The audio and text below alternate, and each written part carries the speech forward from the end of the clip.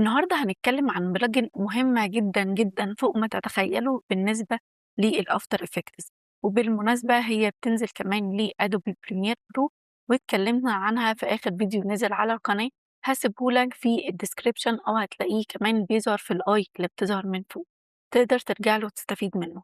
لكن النهارده هنتكلم عنها بخصوص Adobe After Effects وحقيقي مختلفة تمامًا عن استخدامها للPremiere وهتتخض من كم الحاجات اللي موجودة جواها. ليه بقى باقول كده؟ لإنه هتلاقي نفسك بضغطة زرار بتعمل حاجة كنت بتقعد فيها بالساعات. فتعالوا مع بعض ونعرف إيه هي الplugin دي، ونعرف إزاي نستخدمها، وليه أنا باقول لكم هتتخضوا من الحاجات اللي موجودة جواها.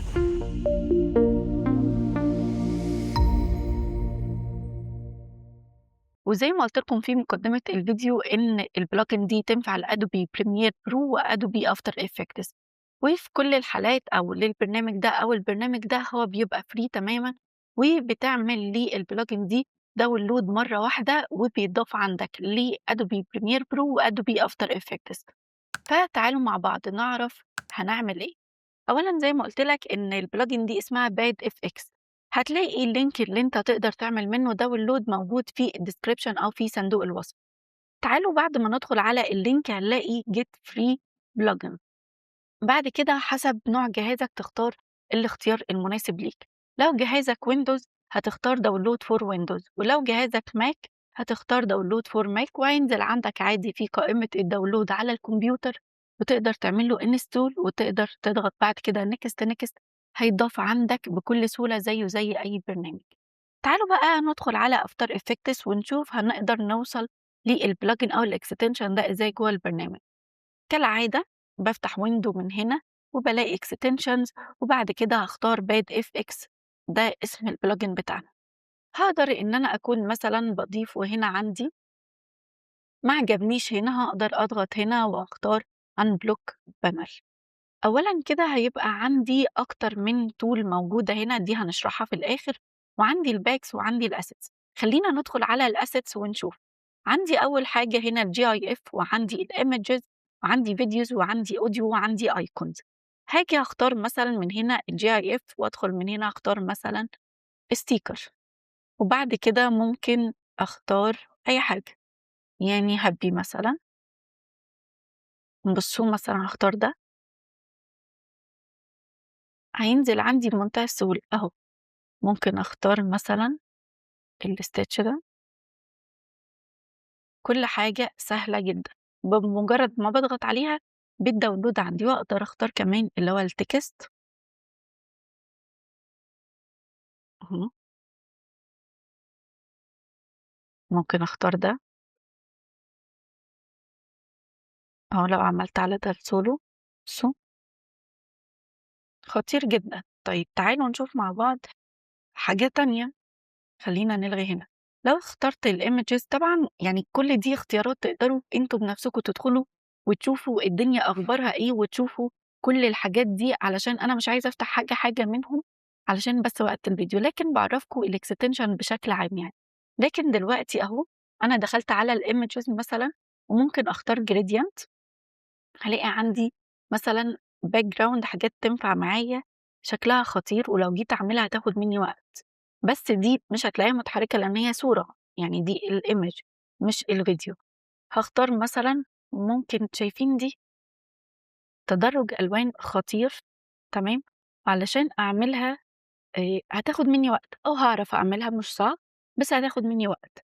طيب حاجة زي كده مثلًا، بعد كده ممكن أهو عندي اختيارات كتير، ومش يعني دول مدياهم لي كاقتراحات، لكن أنا أقدر أعمل search لحاجات أكتر من كده بكتير وهالاقيهم، أهو search من هنا هيطلع معايا. تعالوا بقى نشوف الفيديوز. لو أنا مثلًا هنا عندي أهو اقتراحات هو ضايفها لي، تمام، ثانية كده. أهو، عندي كل دي اقتراحات هو ضايفها لي، فأنا ممكن مثلًا أختار أعمل search من هنا وأختار أو أعمل search على sports ونشوف مثلًا أهو طلع لي فيديوهات ليها، أهو فيديو كامل الquality بتاعته هايلة، كل حاجة تمام. ممكن بعد كده آجي من هنا أهو أطلع، أختار مثلًا الفيلم Bear واختار مثلًا، تعالوا نشوف لو اخترت ده أهو، وآجي أضبّط الblending mode بتاعه، أخلّيه مثلًا screen.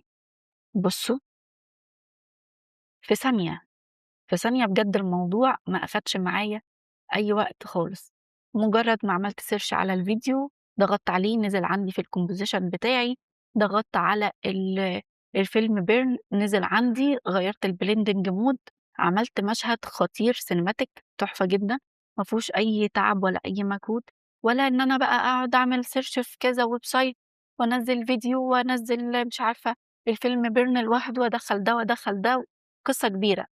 ضغطة mouse ضبّطت لي الموضوع وضبّطت لي المشهد بتاعي.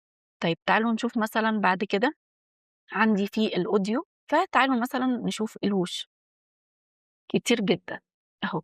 ده بس اختيار الوِش اللي إحنا أساسًا يعني أكتر حاجة كده بالنسبة لنا بنحب نستخدمها هي الوِش، بنستخدمها بحاجات كتير، فهتلاقوها أهو كل ما تنزل لتحت أهو.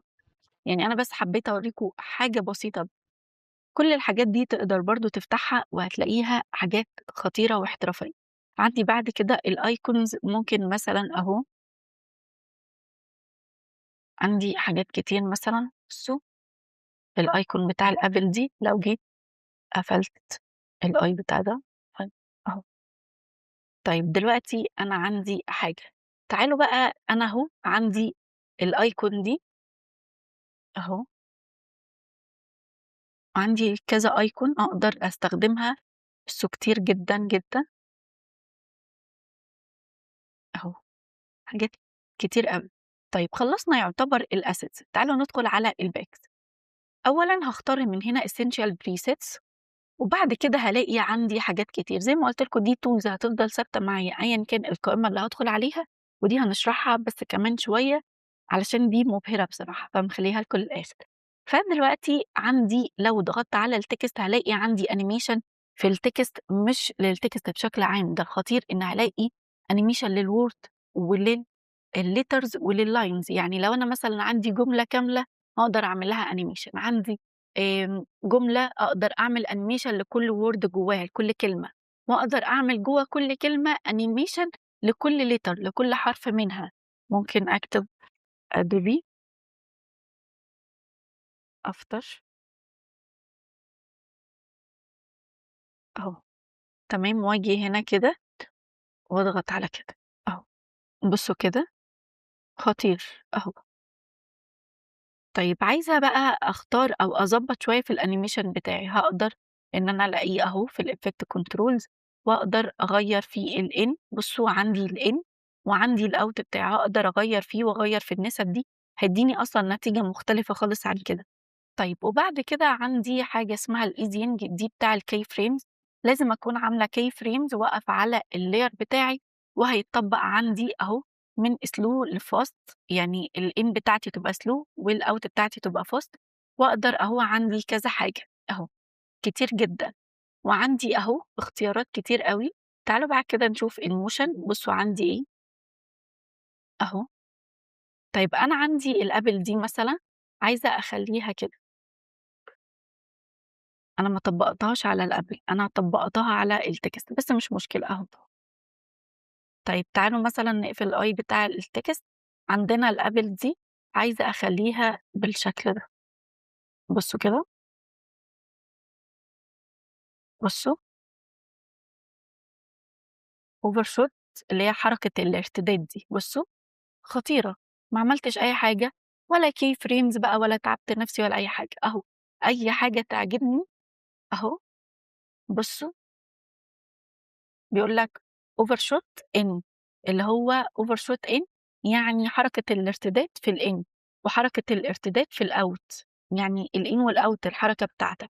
عندي أهو حاجات كتير أوي أقدر أطبّقها بمجرد بس ما باقف على الlayer بتاعي واضغط عليها بتطبّق على طول من غير أي key frames. طيب تعالوا بعد كده نلغي ده، بعد كده عندي خلّينا نقفل ده، هانزل هنا على الgradients واختار بقى عندي الsilver وعندي الجولد وعندي حاجات كرومة أو لكل الألوان، وعندي حاجات كتير أهو.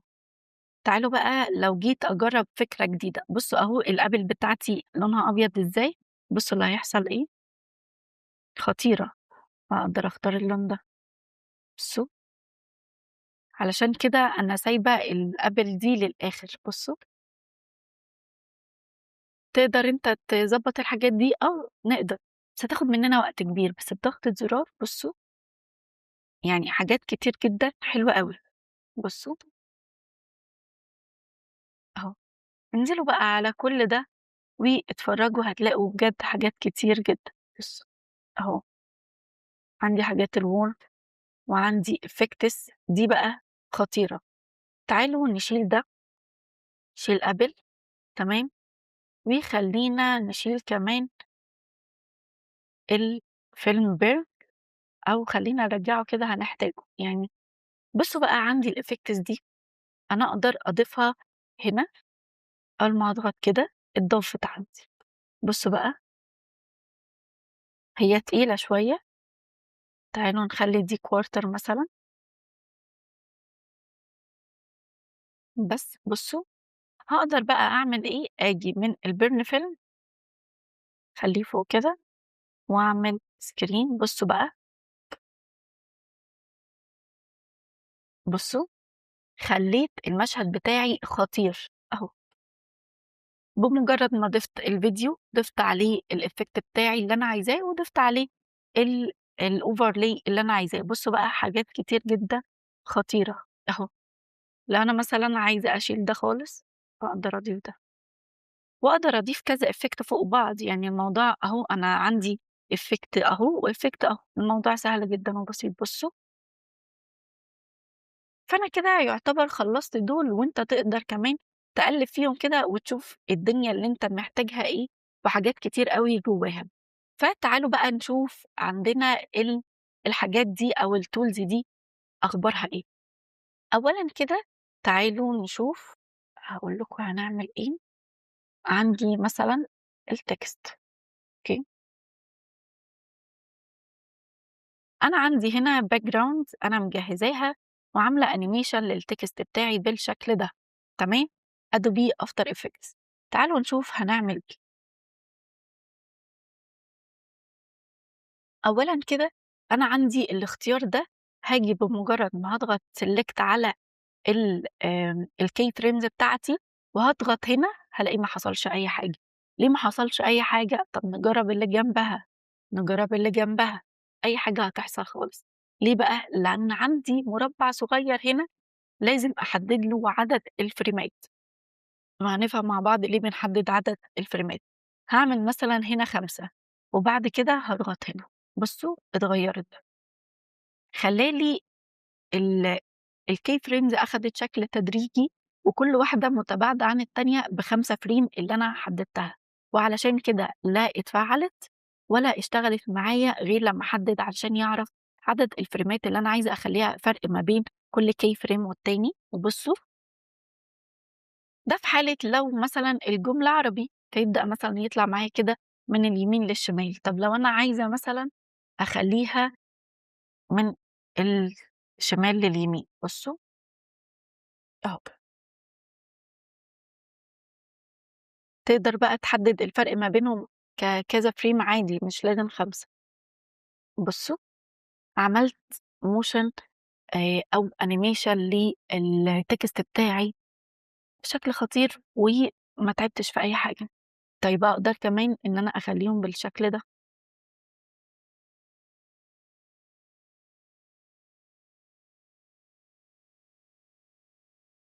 بصوا كده إيه اللي حصل، بصوا الkey frames شكلها إزاي، غير كده، كده أهو مختلفة، كده مختلفة أضغط عليها مرتين، كده مختلفة أهو، باضغط عليها مرتين علشان تعدل لي اللي كانت عليه، الوضع اللي كانت عليه، بصوا خطير. طيب تعالوا بقى نشوف هنعمل إيه في الباقي.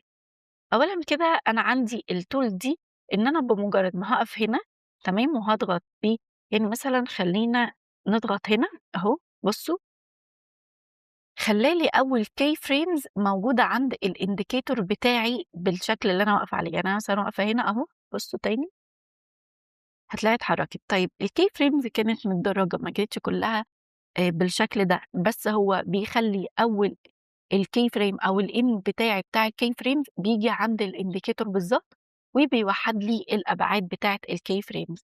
طيب لو عندي مثلًا هنا عندي الtool دي إن أنا أخلّيهم ييجوا في أول الworkspace بتاعتي، ولو ضغطت على الtool دي هييجوا معايا في آخر الworkspace بتاعتي. طيب لو أنا مثلًا جيت عملت كده، أنا مش عايزاهم هُم الاتنين يتحركوا في الآخر وفي الأول، أنا مثلًا عايزة أخلّي دول الend بتوعي، فأخلّيهم هنا في الأول، ودول أهو كده أخلّيهم هنا في الآخر. بُصّوا، على حسب ما باعمل select على الkey frames على حسب ما بيحركهم لي، تمام. بعد كده خلّينا بقى نيجي نشوف اللي إحنا كنا عاملينه. بُص أهو، أهو. طيب أنا دلوقتي ضغطت هنا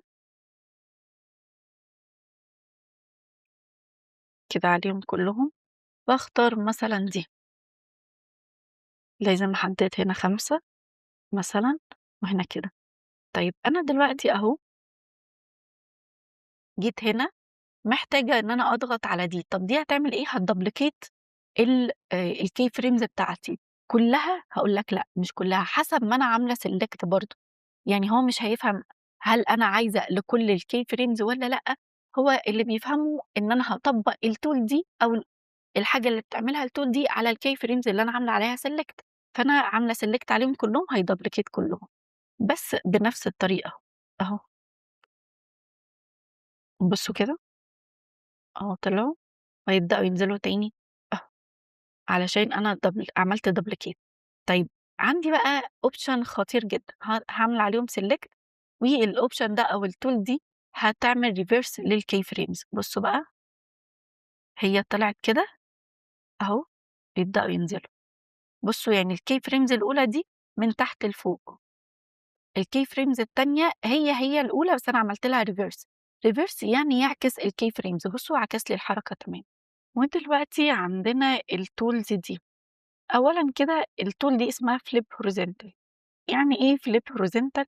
هاجي مثلًا هاقف على كلمة effects، لاحظوا التغيير اللي هيحصل. بُصّوا اتعكست بشكل horizontal، تمام.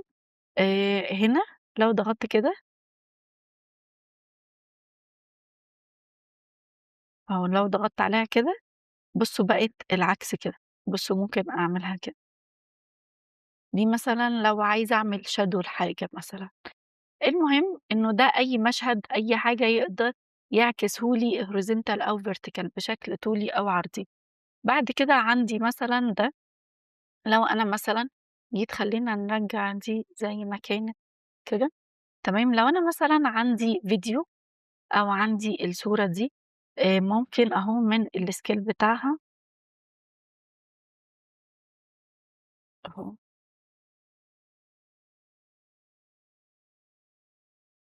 تبقى صغيّرة كده، تمام. فأنا هاجي هاضغط هنا وبعد كده هاضغط على دي، تمام. هيقول لي fit to composition width أهو بالشكل ده، بشكل عرضي، أو مثلًا ممكن أخلّيها بشكل الطولي ده كده أهو.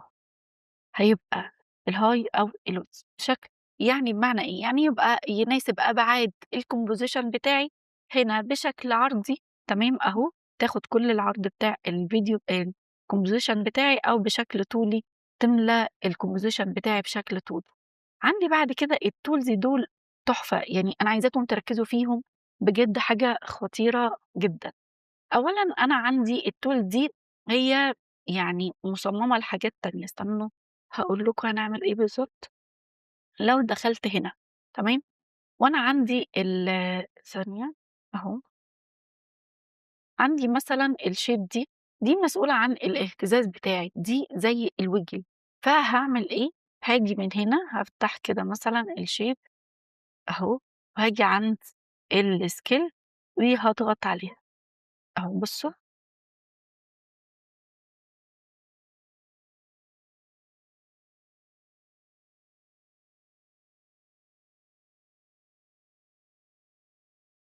بصوا عشان هو بس تقيل أهو، لعب لي في الscale بتاعته أهو إلى ما لا النهاية مهمًا كان مدته إيه. يعني بدل ما أكتب expression لAdobe After Effects وأقول له يضبّط لي الwiggle بتاعي بشكل إزاي مش عارفة إيه، لأ هو على طول من غير ما أعمل حتى keyframe واحد. طيب لو جيت مثلًا رجعت خطوة لورا كده، أهو مثلًا تعالوا هنا لو حبينا نتحكم فيه بالشكل ده، لو عايزة ألغي التأثير باعمل الbox بتاع الenable ده بالغي التفعيل بتاعه، فأهو ما فيش أي حاجة، لكن أهو تمام، عندي الamount عندي إن أنا أقدر أتحكم في أبعاد الwiggle بتاعي زي ما أنا عايزة. طيب عندي بعد كده الbounce عندي دي، عندي مثلًا الدايرة دي، فأنا لو جيت هنا تمام، وخلّيتها مثلًا قلّلت الscale بتاعتي كده شوية، وخلّيتها تبقى الposition بتاعي من هنا، تنزل كده لتحت، أو مثلًا خلّيها من فوق بالشكل ده تمام، وبعد كده تنزل عندي لتحت بالشكل ده. خلّينا نلغي ده، بُصّوا كده،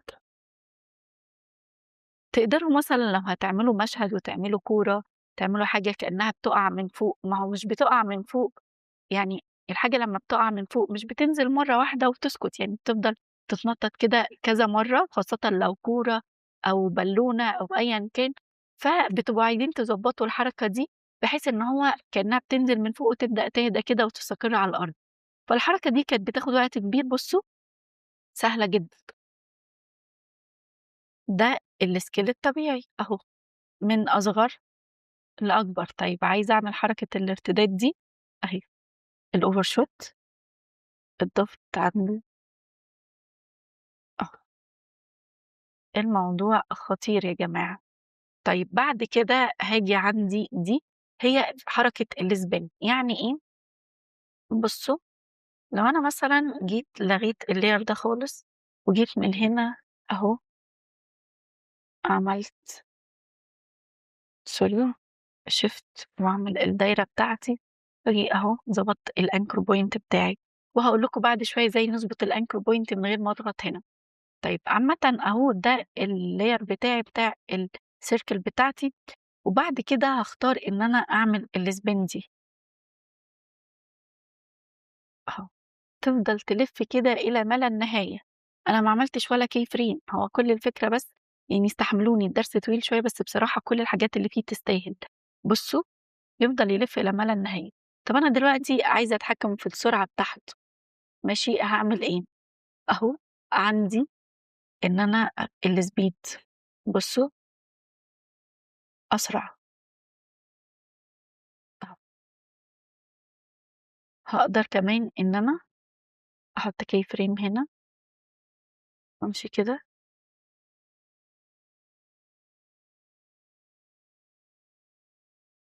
هو المفروض بس تقيل شوية فأهو، وأبدأ أحرّك وأحدد الframe rate بتاعي إن أنا أخلّيه مثلًا لو 60 frame rate فهيكون الحركة كده انسيابية شوية، لكن لو قلّلت مثلًا ل15 frame مش عارفة إيه، هتحس إن الحركة كده كأنها متقطّعة شوية. خلّينا بقى نيجي للآخر ده أهو، نطبّق كده بُصّوا، بُصّوا، دي اللي هي الflicker أهو، سهلة جدًا، بُصّوا، جيت شُفت الfeather دي، بُصّوا الout هتعمل إيه، هيبدأ يختفي برضه معايا أهو، كأنه بيعمل fade in وfade out من غير ما آجي أعمل keyframe في الin ولا keyframe في الout، دول كده المتحكمين بتوع الease in والease out بتوعي أهو، أهو. ده بيتحكم في الease in والease out مع بعض، وده ease in وده ease out، وعندي كمان إن أنا ممكن أقف على الkey frame ده وأخلّيه أهو linear، وممكن أخلّيه يبقى hold، وممكن أخلّيه bezier زي ما أنا عايزة. طيب خلّينا بقى نلغي كل دول، نرجع كده خطواتنا لورا تمام، أيًا كان أهو عندي الدايرة دي، وعندي مثلًا الanchor point بتاعي مش مثلًا موجود في النُص أهو، خلّينا نقف هنا الanchor point مثلًا بتاعي كده، فأنا أقدر أخلّيه في النُص بالشكل ده، أخلّيه كده أهو، عن أي جنب يعجبني، بُصّوا أهو، بيتحرك الanchor point، عايزة أخلّيه في النُص على طول من غير ما أضغط double click وأضغط هنا، ضبّطت الanchor point بتاعي. طيب عندنا الtools دول يعني هُم ما لهمش أي لازمة غير إن هُم يضبّطوا لي الشكل بتاعي، يعني مثلًا لو ضغطت هنا بُصّوا خلّى لي بس الtools دي أهو، جاب لي الtools دول، لو ضغطت هنا مسؤول إن هو يظهر لي الtools دول ويخفي الباقيين، لو ضغطت على دول أهو يظهر لي دول، دول بقى ماشي، برضه مهمين جدًا بس هاسيبه لكم أنتم تشوفوا وتدوّروا فيهم وتعرفوا، لو ما عرفتوش تستخدموهم اكتبوا لي في الcomments إن أنتم ما عرفتوش تستخدموهم وأنا هاكون باشرحهم، بس علشان مدة الفيديو هم يعني حاجات سهلة. ففي النهاية كده أتمنى تكونوا استفدتوا، اعذروني إنه الدرس طويل شوية، لكن هو مهم جدًا، جدًا، وزي ما أنتم شُفتوا بضغطة زرار بيوفّر عليَّ ساعات كتير جدًا من الشغل والمجهود. فلو عجبك الدرس ما تنساش تعمل لايك وسبسكرايب لو مش مشترك في القناة، واستنى درس جديد كل يوم سبت الساعة 10:00 مساءً.